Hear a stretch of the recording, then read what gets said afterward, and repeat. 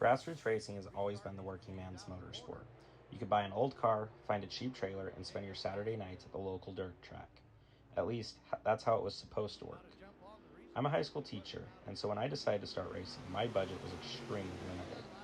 I found a dirt modified for $3,300 and a trailer for just $700.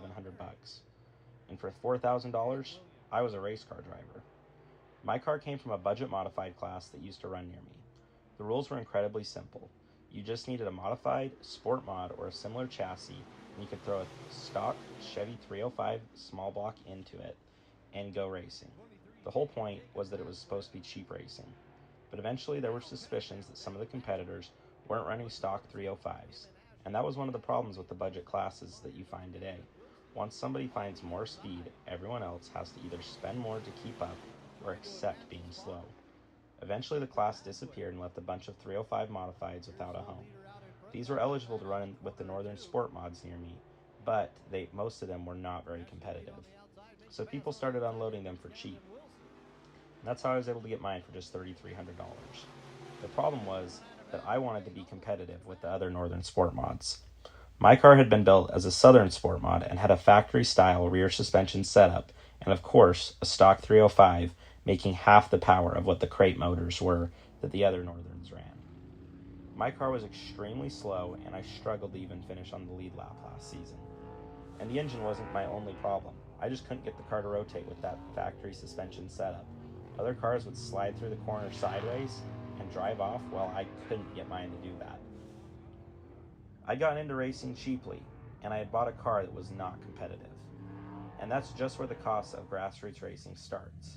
The $3,300 car needed parts, tires, fuel, oil filters, entry fees, safety equipment, tools, and gas for the truck to tow it. And things break. You get involved in wrecks, and what started as a few $100s here quickly adds up to thousands over here. Eventually, I had to decide whether to keep putting money into the old car or buy something that was actually going to be competitive and finish on the lead lap. For that reason, I purchased a more competitive car after my first season and spent about $12,000. And I'm a teacher, so that is a lot of money. But we'll talk about this season and the new car here in another video. But the jump from $3,300 to $12,000 shows the problem. The cheapest way into racing isn't necessarily cheap, and that's just cheap enough to get you started. If you're a 20-year-old who loves racing today, you do have another option. You can go sim racing. For a fraction of what it costs to put a real car on the track, you can race every night, any time of day, with no trailer, no tow vehicle, no need to have a yard or a shed or a garage to store it, no race fuel, no braking parts, and no wrecks. Obviously, it's not the same as driving into turn one, surrounded by other race cars. But that's what grassroots racing is competing against. And it's not just sim racing. There's plenty of other hobbies people can do for a lot cheaper, like fishing, hunting, golf, gaming, and camping. All of these can be known as expensive hobbies, but they are nothing compared to the costs associated with racing.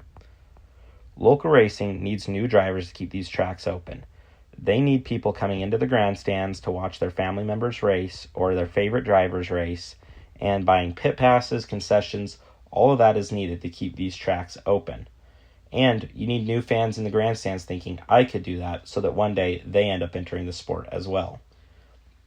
IMCA Sport Mods were originally created to be a budget class compared to the IMCA Modifieds, but that's still not a cheap class at all, especially compared to the sprint cars or late models that everyone wants to run one day. I got started for about as cheap as you realistically can and still spent over $20,000 in my first year. But I don't regret it. There's nothing like actually getting to race these cars, and that's exactly why I think grassroots racing is worth saving. But if we want to have another generation of drivers make the path from the grandstands to the driver's seat, we need to find ways to get normal people able to afford racing again. Because plenty of people want to race, they just haven't been able to afford it. If you want to follow the rest of my racing career, I'll have the link to my Facebook page linked in the description, and soon I'll be making another video about how this season's gone in my sport mod. Go ahead and check out my other NASCAR